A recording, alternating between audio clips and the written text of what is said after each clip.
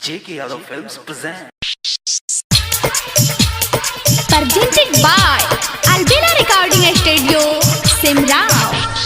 DJ Alok, DJ Alok, Garwa, Garwa,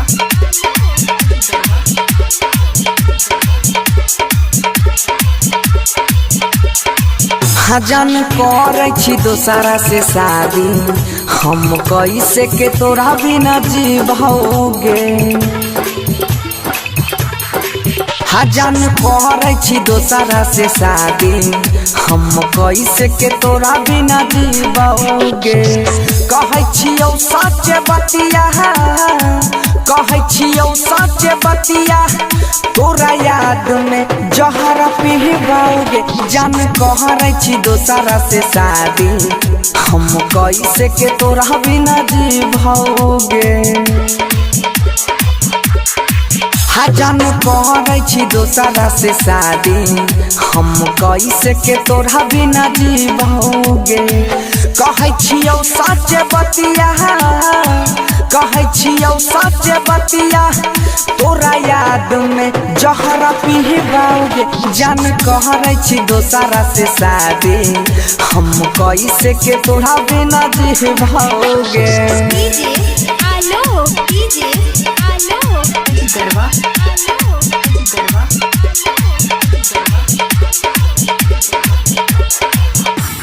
हाँ हाँ एक साथे पढ़ी रहिए करली हौ प्यार गे। छोरी हमारा बनाई ले दोसरे के भतार गे। एक साथे पढ़ी रहिए करली हौ प्यार गे। छोरी हमारा बनाई ले दोसरे के भतार गे। फारी के जाय छे करे जा, फारी के जाय छे करे जा, अपना हाथे के नहा के सिवोगे। जान करे छी दोसरा से शादी हम कैसे के तोरा बिना जीवोगे। presented by Albina Recording Studio, Simrao. DJ Alok, DJ Alok, Garwa, Garwa,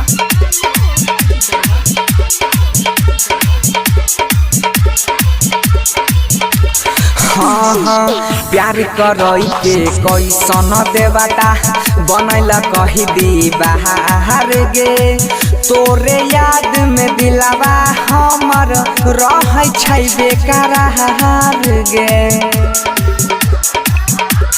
हाँ हाँ प्यार करई के कैसन देवता बनैला कही दी बाहर गे।